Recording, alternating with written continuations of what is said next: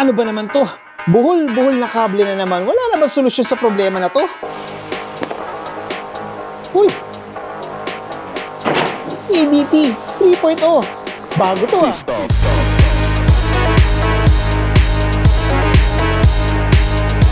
Tara, unboxing tayo.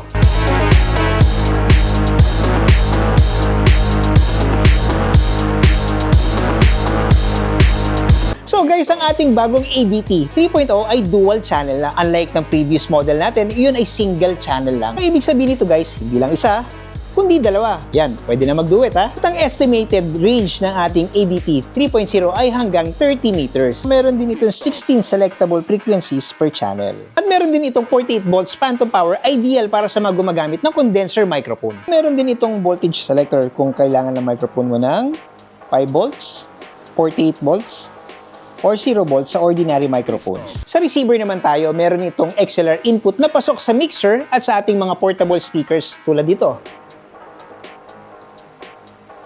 So, kung wala namang XLR input ang iyong system, huwag kang mag-alala kasi meron itong kasama na XLR to PL adapter.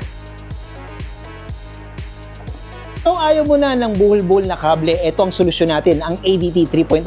So ano pang inaantay mo? Bumisita ka na sa pinakamalapit na authorized dealer sa iyong lugar or i-check out mo na sa Lazada flagship store ng Kevlar Professional. So ano pang inaantay mo? ADT 3.0 at ito ang tunog natin. So kung meron kang katanungan, huwag kang mahihiyang mag-message sa aming official Facebook page ng Kevlar Professional. So, huwag kang mahihiya, hintay namin tanong mo.